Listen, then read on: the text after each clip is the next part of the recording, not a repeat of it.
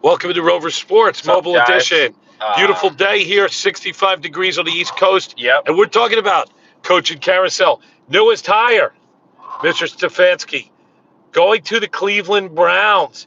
And certain people, including Quantrell Bishop, are unhappy.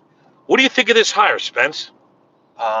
What's going on, guys? I hope that you guys can hear me, because it still said we're connected to a phone call here. So I'm trying to Hopefully not. trying to get this off. Good morning, everybody. I just wanted to talk about Kevin Stefanski, and Quantrell Bishop is tremendous. He's one of my favorite guys on YouTube. Just his ability to his content is just unlike anything you'll ever see. He's very brave and courageous with his videos, but We got to go. I think that Kevin Stefanski is a good hire for the Cleveland Browns. I think that they need to be patient with him. They dodged a bullet with Josh McDaniels, and I think that Stefanski has the personality because he was in Minnesota for 12 years. His father was, an NBA ref? Ed Stefanski Yes. actually is. And He played. Let me just give you a quick Ed Stefanski. yeah, They have a long sports pedigree. He played at the University of Pennsylvania on teams that went to the Final Four. He was a general manager in the NBA. So again, we don't have he to played labor at about Penn. that. But the point is that Stefanski played multiple sports. He's been around successful people a long time, and Tell us about his personality. I think that Stefanski is very even keeled. I think he's a nice guy. He's kind of like Matt LaFleur's personality. So I think that he has good composure for the job. And I think that he'll be able to ride the waves of Cleveland. I mean, you look at Mangini's personality, Mike Pettin. I think this guy really is a good hire by the Cleveland Browns. I think he has more pedigree than, what's his name? Than Freddie Kitchens. Well, also then there was another coach that they hired. Well, whoever was There's a guy Pettin named or Shermer. Sala. There's a guy named Sala. Sala was also Isn't pretty he good. technical glitch? Sorry about that. I think that Sala, though, here's the thing. You don't know. Sala could be another Gus Bradley. I think that the Cleveland Browns needed offense. This is great news for the 49ers. You don't want to lose Robert Sala out. And the point is that the 49ers defense is just so good that teams aren't going to be good against the 49ers. You can't judge Stefanski just on one game. You can't have recency bias and say, well, Stefanski didn't do well yesterday. I think that this Vikings offense under Stefanski has been so much better than DeFilippo. I mean, Dalvin Cook's been a really good player. The NFC with the Packers, 49ers, Seattle, it's been very competitive. So I think the Vikings still had a very nice season for them to win a playoff game in New Orleans. And I think that Stefanski did a very nice job in the totality of the season. And if we look at Cousins, we look at how he played in Washington. He underperformed. He was very spotty on and off, even though being a younger guy. So I think that certainly he got Cousins the second half of the year. The beginning was a little bit shaky. Second half of the year was really good. And I think they need somebody to be a quarterback whisperer for Baker Mayfield. They obviously interviewed this guy.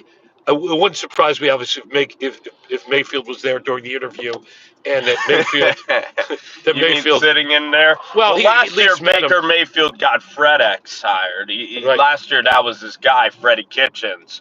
And I mean, there needs to be a culture change in Cleveland, because you saw a guy on the Cleveland Browns. He literally wanted to go and beat the crap out of a reporter after a game. You heard about that special teams player. Yeah, that was terrible. You also heard about Odell Beckham really showed his teeth a lot last year. Yeah. Kitchens couldn't keep him under control. He was a sulking baby. I mean, absolutely. I mean, when he was going to the other sidelines and demanding to be released from the team, that is not showing loyalty to an organization. It's not good. In the words of, he wasn't even there for 6 months, and I think a good move would be to get rid of Odell Beckham, because it's just unneeded attention. It's not worth the bang for the buck about Odell. Could I quote Ted Cruz? What? In the words of Ted Cruz, what? That is evil. Evil. I love it. Continue. Great quote from you. Yeah, great quote from Ted.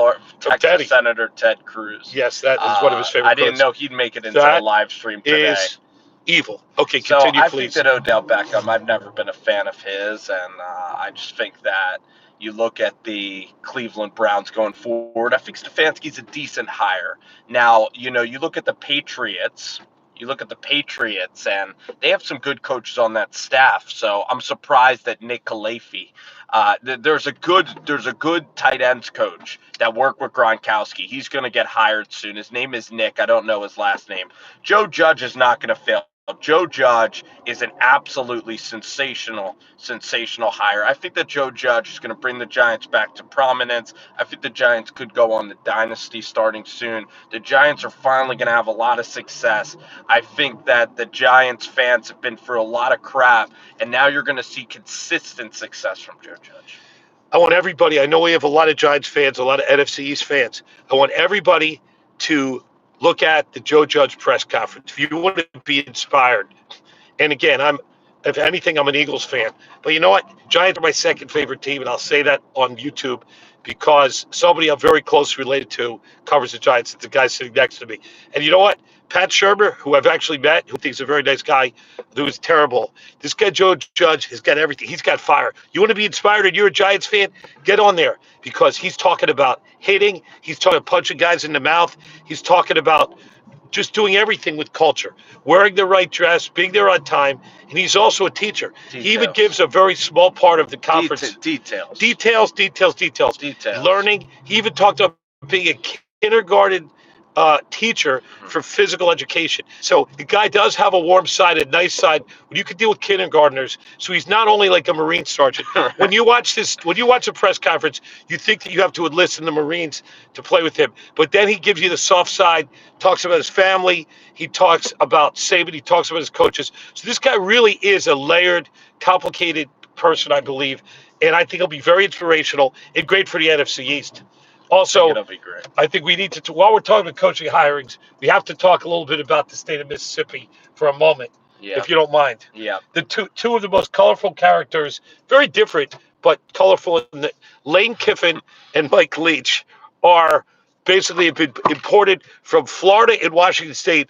They couldn't import it from any further ways, and they're in the state of Mississippi, taking it by storm. What last few minutes? Give us a little Mike Leach. I love it. I'm so excited to have Leach in the SEC, to have his aerial raid go up against Nick Saban's defense, and it's a great challenge because in the Big 12 it's all offense, in the Pac-12 it's all offense, and I really think that.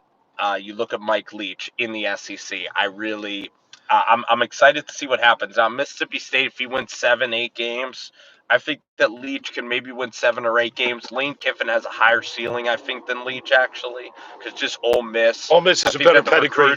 The recruiting is better. Easier to recruit to Ole Miss. It's easier to win. And you look at DK Metcalf and AJ Brown, like some of the Ole Miss players that are playing. I mean, Jeff Simmons from Mississippi State did do well, so maybe Leach can get some defense. But it'll be unbelievable to see Leach in the SEC recruiting SEC level quarterbacks and wide receivers, because in Lubbock and in Pullman, it definitely wasn't as rich of a recruiting spot as Starkville, because you look at just how good Louisiana is at football, how good Texas is, and then the neighboring states of Nashville, Atlanta. It's a really good recruiting It's a hotbed. Leach, and I can't wait to see Leach's offense, because it is kind of a finesse offense. Right? It is just a passing the ball 70 times. And I want to see Saban. I want to see LSU and Kevin Steele. I want to see how he will do. And there's a chance that this offense might fall flat, because there is a chance that you don't have the right personnel, because the defenses haven't been good.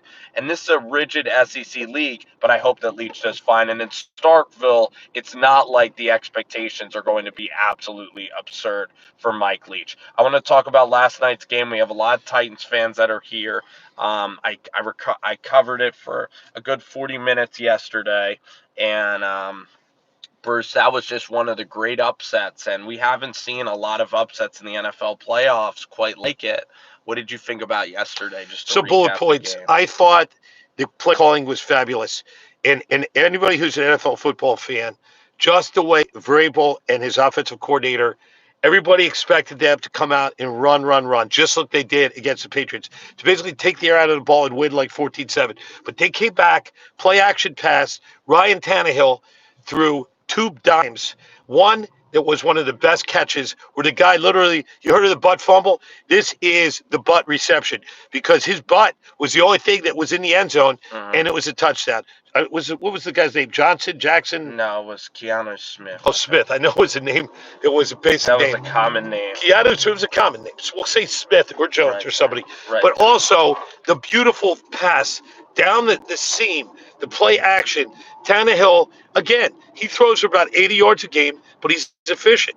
And we have to say the name Derrick Henry. Yes. In 3 straight games, he ran for over 180 yards, and nobody has ever done that in the history. It's never. Jim Brown hasn't done it. Barry Sanders. Never been done. And it's never been done. And you know what I like about this guy? He's no frills. You don't see him cutting. He's no finesse. He comes down and pounds you. And this is real football. That's why I take on the game. And I have to say, I watch very little Titans football this year. And I have become a believer in the Titans. It's a real testament to how good the 49ers are that their game yesterday pretty much gets no coverage in that. I've never seen, and this is one indictment, I guess, on Stefanski, but it's more an indictment maybe on Minnesota. Minnesota just had no juice left, and a lot has to do with the 49ers. I mean, Kyle Shanahan, the way they ran the ball to go up 27-10, the interception by Richard Sherman, it was just such a smooth journey for the 49ers yesterday. It was such an easy track and an easy game. And you look up now, and that Seattle game meant everything, and they play a tired Minnesota team. And the fact is now the 49ers, just after they just handled Minnesota, that game was never in doubt. That the 49ers are now in the championship game. It just is, they made it look so easy, and that's such a testament to the 49ers and everything there. So really impressive game today. I have Kansas City winning, and I have Kansas City winning, and I also have the Seattle Seahawks winning, and it'll be a great day. Can I give you my pick? No, it's time to leave. Just shut it down. Okay. What are your picks, though? Okay, let me just. I'm taking this here. What are your picks? So, I just want to give you a little panoramic view of Philadelphia, Pennsylvania. A parking lot. 65 degrees, it's January 12th. I'm here with Spencer. And in any event, you're picking, I'm going to give you my picks. It's just nice to be outdoors here. It is. Short sleeve shirts, you're wearing to row the boat. Okay, I am taking Green Bay, and you can give the points. Seattle, I think that they hit their peak when they beat the Eagles. And I totally believe that Aaron Rodgers at home in Lambeau, albeit a warm Lambeau field relatively for this time, take the Packers. Scott's from Arizona. Scott's from Arizona. Taking Seattle. Seattle's confident. So again, a lot of you guys are already subscribed. We're Rome Sports. We're YouTube. Spencer and Bruce. Everybody enjoy your Sunday.